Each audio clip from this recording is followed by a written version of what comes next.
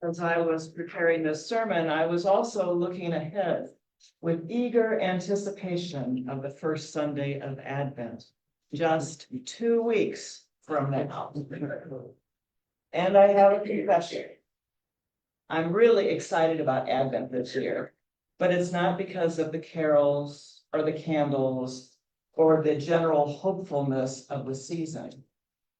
I'm excited because in 2 weeks, we start year A in the Revised Common Lectionary. That's the 3-year cycle of scripture readings most mainline churches use. And friends, I am so ready for year A. Because here at the end of year C, the lectionary seems to have run out of the greatest hits. We have moved past the parables and the healings, and now we're into wars and insurrections and earthquakes, betrayals, and the destruction of the temple. Luke 21 opens with the disciples marveling at the beauty of the temple. And Jesus replies, "The day will come when not one stone will be left upon another." What a bummer. Year C is going out with a bang, or more accurately, an apocalypse. So if you showed up today hoping for something warm and fuzzy, well, Jesus has other plans. So look, this reading from the Gospel of Luke makes one thing crystal clear. Jesus never promised us easy. He just didn't. He goes straight to honest. Jesus tells his followers they will be arrested and persecuted. He doesn't say it might happen. It's just a matter of when. He tells them their suffering will be personal and invasive. You will be betrayed even by parents and brothers. And in the ultimate example of skip the sugarcoating, he says, some of you will be put to death.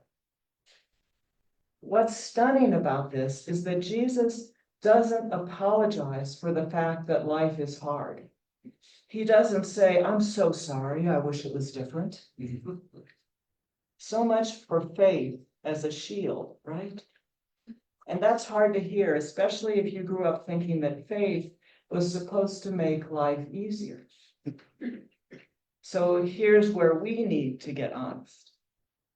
Most of us, and I include myself in this, have absorbed a version of Christianity that promised something different. Somewhere along the way, we picked up the idea that if we have enough faith, pray hard enough, live righteously enough, things will work out the way we want. But Jesus doesn't promise that. He never did. So what do we do when the world feels like it's falling apart? When there are wars and climate disasters, when systems we thought were solid start to crack, when even family relationships become strained. Well, Jesus gives us 2 paths here, and he's pretty clear about which one works. Option 1, endure. You know this one. Just grit your teeth and get through it. White knuckle your way to the other side. Put on your armor and brace yourself. Survive until things get better. This is exhausting. And it breeds bitterness because we're constantly asking, why is this happening? When will it end? This isn't fair and shouldn't be happening to fill in the blank. Option 2, persevere. Now, perseverance is not denial. We need to be clear about that. It is living faithfully through the storm, not pretending that there isn't one. And this is what Jesus calls us to do. He says that all this struggle that we want to avoid is our opportunity to witness to God's love. Don't just try to ride out the hard times. Use them. Here's the difference in our 2 options. Endurance is about surviving until it's over. Perseverance is about living faithfully while it happens. Endurance waits for the storm to pass. Perseverance stands in the storm and says, God is here with me. So how do we actually do this? Well, Jesus doesn't just say, good luck out there. He gives us what we need. So don't miss this part. First, he gives us his presence. He says, I will give you words and wisdom that none of your opponents will be able to contradict. You won't be standing there alone, tongue-tied and not knowing what to say. Second, he gives us a purpose. We are here to witness to God's faithfulness, to the truth that love is real, to hope that endures. That's what we are all about. And he gives us each other. We're not doing this solo. We have this community to remind us that we are not alone. And finally, he gives us a promise. Not a hair of your head will perish. Now, that doesn't mean nothing bad will happen. Jesus already told us it will. It means your essence, who you are in God, is secure even when your circumstances are not. So here's our challenge, and it may not be what you think. We are not here to make the world stable again. We are here to bear witness to what is stable, even while everything else is shaking. Let me wrap up with a story that I think captures this. It's from the book of Esther. Many of you are familiar with it. The Jewish people are facing annihilation. A plot has been set in motion to destroy them all. Esther is queen, but she's hidden her Jewish identity. Her cousin Mordecai comes to her and says, essentially, you have to act. You have to go to the king. And Esther resists. That could get me killed. I could lose everything. And Mordecai looks at her and says, who knows? Maybe you were made queen for exactly this moment, for such a time as this.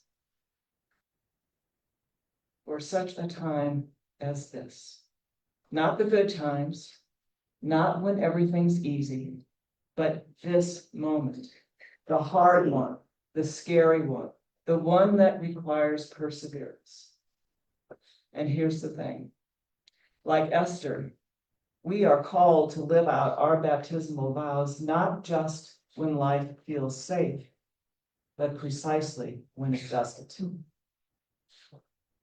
My friends, perhaps you are exactly where you are in your job, your family, your neighborhood, this church, this moment in history for such a time as this.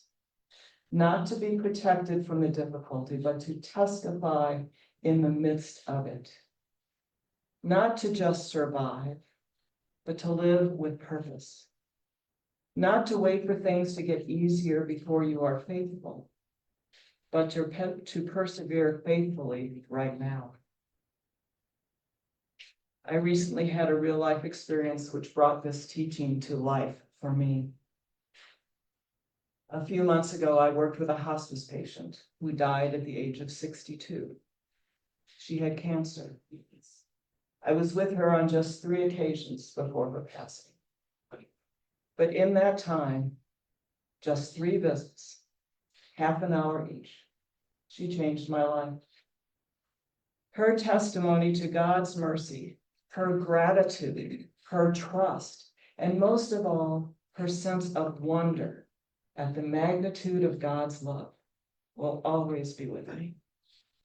She was hoping for a miracle, but putting her trust in God and sharing that witness with everyone who entered her room at Hope West.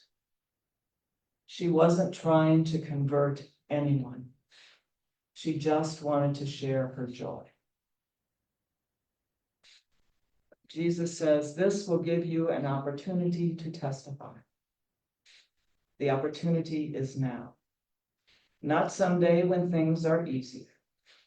Now. By your perseverance, you will gain your souls.